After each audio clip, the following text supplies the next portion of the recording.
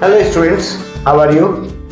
तो आपके लिए मैं सेकंड वीडियो लेके आ गया हूं डायमेंशनल एनालिसिस का।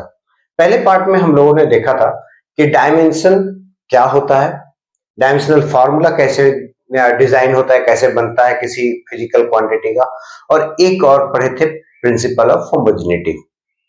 प्रिंसिपल ऑफ होमोजेनिटी बहुत इंपॉर्टेंट है, तो प्रिंसिपल ऑफ होमोजेनिटी को कैसे यूज करना है वो मैंने लास्ट वीडियो में आपको बताया था।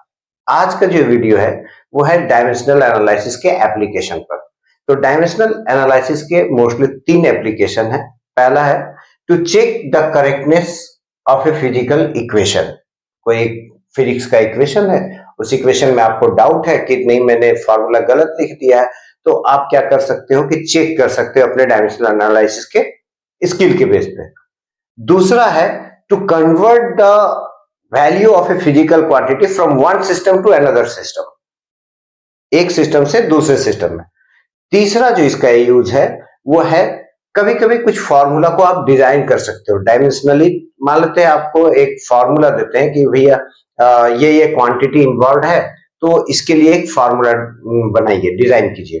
तो आप डायमेंशनल एनालिसिस के यूज करके उन गिवन क्वांटिटीज के बीच में आप एक रिलेशन बना सकते हो। कभी कभी होता है कि कुछ क्वांटिटीज नहीं भी होते, तो अगर कोई क्वांटिटी हम दे दिए किसी प्रॉब्लम में और उसको हम यूज करने लगे तो अपने आप हट जाएगा कि नहीं ये क्वांटिटी इस इक्वेशन में या इस रिलेशन में नहीं आ सकता है। तो शुरू करते हैं। सबसे पहला जो एप्लीकेशन है वो है to check the dimensional correctness of a physical equation. तो एग्जांपल लेकर के हम इसको समझेंगे। इस में क्या है, जैसे पहले मैंने एक आपको इक्वेशन दिया हुआ है, ये इक्वेशन वेल नोन इक्वेशन है और सभी लोग जानते हैं, S is equal to UT plus half A T square. S क्या था याद होगा, नहीं याद है तो एस है डिस्टेंस या डिस्प्लेसमेंट। उस इक्वेशन में एस डिस्टेंस या डिस्प्लेसमेंट है। दूसरा यू क्या है, यू है इनिशियल वेलोसिटी। अब इनिशियल है या फाइनल है मतलब नहीं, डायमेंशनल एनालिसिस में मुझे मतलब है उस क्वांटिटी से कि वो है क्या। तो यू है वेलोसिटी, टी है टाइम और ए है एक्सेलरेशन। तो इसको कैसे चेक करें कि हाँ ये करेक्ट है या नहीं है। तो सबसे पहले आपको प्रिंसिपल ऑफ होमोजेनिटी याद होगा। प्रिंसिपल ऑफ होमोजेनिटी के अकॉर्डिंग कि only similar quantity can be added and subtracted and the same physical quantity results. तो भैया अगर s डिस्टेंस है तो ut को भी डिस्टेंस होना पड़ेगा और at स्क्वायर इसको भी डिस्टेंस होना होगा। तो सर हाफ आपने क्यों छोड़ दिया, मैंने पहले कह दिया कि डायमेंशनल करेक्टनेस चेक करेगा ये, ना कि न्यूमेरिकल करेक्टनेस। यानी आप उस इक्वेशन में वो न्यूमेरिकल वैल्यू को होना चाहिए या नहीं होना चाहिए वो एक अलग बात है, बट ये प्रिंसिपल ऑफ होमोजेनिटी को फॉलो अप कर रहा है कि नहीं है ये देखना है। तो कैसे चेक करेंगे, तो सबसे पहले लेफ्ट हैंड साइड पे आते हैं। लेफ्ट हैंड साइड पे एस है, एस डिस्टेंस है और डिस्टेंस के लिए डायमेंशनल फार्मूला आपको पता है, हम लोग एल लेते हैं, एल दैट इज लेंथ। अब आते हैं राइट हैंड साइड। तो राइट हैंड साइड में दो टर्म्स है, दो टर्म्स है, एक टर्म है यूटी, इसको भी डिस्टेंस होना पड़ेगा। तो लेट्स सी इसको हम कैसे करते हैं। यू और टी जो है, यू एंड टी जो है, तो u तो वेलोसिटी है, वेलोसिटी का डायमेंशनल फार्मूला आपको याद होगा एल टी माइनस वन, उसके साथ एक t मल्टीप्लाइड है तो t का पावर 1, और इसको जब सॉल्व करते हैं हम लोग तो हमें मिलता है l सिर्फ, क्योंकि एक t माइनस वन था और एक t पावर 1 था तो दोनों कैंसिल हो गए तो सिर्फ l मिल गया। यानी ut जो टर्म है वो भी लेंथ का डायमेंशन रखता है।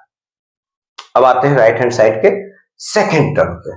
तो राइट हैंड के सेकेंड टर्म में हाफ ए टी स्क्वायर है और मैंने कह दिया कि आप डायमेंशनल एनालिसिस में न्यूमेरिकल करेक्टनेस चेक नहीं कर सकते, तो हाफ को आप हटाइए। हाफ वो एक कांस्टेंट है, उसका कोई डायमेंशन होता नहीं है। अब बचता है A and T square. A is what, acceleration, और एक्सेलरेशन का होता है L T minus two, L T minus two. अगर ऐसे नहीं याद है तो मीटर पर second square, metre is the length, second is the time, power minus two, तो एल टी माइनस टू। और साथ में मल्टीप्लाइड है टी स्क्वायर, साथ में मल्टीप्लाइड है टी स्क्वायर, तो L T minus two multiplied T square, T का पावर टू, तो टी का पावर माइनस टू और टी स्क्वायर ये दोनों एक दूसरे को कैंसिल करेंगे, तो बच क्या जाएगा, सिर्फ एल। तो आप देखिए कि राइट हैंड साइड की जो सेकेंड टर्म है, उस सेकेंड टर्म का भी जो डायमेंशन है, वो डायमेंशनल फॉर्मूला वो एल आता है। तो आप देख सकते हैं एज पर principle of homogeneity, left hand side length, right hand side के दोनों टर्म लेंथ है, तो ये तो फॉलो अप कर रहा है प्रिंसिपल ऑफ होमोजेनिटी को, यानी कि सेम क्वांटिटी ऐड हुआ है राइट साइड में दो, और लेफ्ट साइड में जो क्वांटिटी मिला वो भी सेम क्वांटिटी है। चलिए इसको दूसरे एक एग्जांपल से हम लोग जानते हैं। हमारे पास एक इक्वेशन है t is equal to root under L by g, इसमें कांस्टेंट होता है 2 पाई जो मैंने नहीं लिया है, मैं बस 2 पाई, वो तो डायमेंशनलेस क्वांटिटी हो गया उसका, वो तो एक नंबर है 2 और पाई का वैल्यू होता है 3.14, सभी जानते हैं, तो उसका तो कोई डायमेंशन ही नहीं होता, आपने कभी देखा भी नहीं होगा ना उसका कोई यूनिट होता है।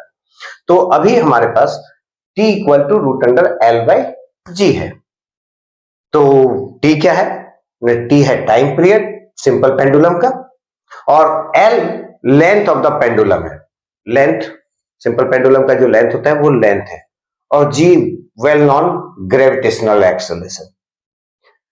तो अगर ये फॉर्मूला करेक्ट होगा, अगर इसकी डायमेंशनल करेक्टनेस चेक करनी है, तो मुझे दिखाना पड़ेगा कि लेफ्ट हैंड साइड जो क्वांटिटी है वो राइट हैंड साइड की क्वांटिटी दोनों के डायमेंशनल फॉर्मूला सेम आने चाहिए। ठीक है, चलिए वही करते हैं। तो सबसे पहले लेफ्ट हैंड साइड की बात करते हैं। तो लेफ्ट हैंड साइड में मेरे पास क्या है, T, T that is time period, और इसका डायमेंशनल फॉर्मूला हो जाएगा आपके लिए टी। तो लेफ्ट हैंड साइड का जो क्वांटिटी था उसके लिए डायमेंशनल फॉर्मूला टी ही आता है। अब राइट हैंड साइड में है root under L by G, root इसको हम पावर में कन्वर्ट कर लेते हैं, तो पावर हाफ लिखा जाएगा, एल बाई जी का power half, L is the length लिख दिए, और जी जो आपके पास है उसका जी इज एक्सेलरेशन। अब वो ग्रेविटेशनल एक्सेलरेशन है या नॉर्मल सिंपल लीनियर एक्सेलरेशन है, doesn't matter, but it is acceleration. तो एक्सेलरेशन है तो भाई डायमेंशनल फॉर्मूला इसका एल टी माइनस टू होता है, प्रीवियस में हम लोग देखे अभी। तो एल टी माइनस टू, तो L divided by L T minus to मेरे को दिख रहा है, तो एल एल कट जाता है, और ये टी माइनस टू को ऊपर ले जाए तो टी का पावर टू हो गया, और फिर इसका पावर भी क्या था, हाफ, तो टी का पावर टू और पावर हो गया हाफ, तो बचा क्या, ओनली टी।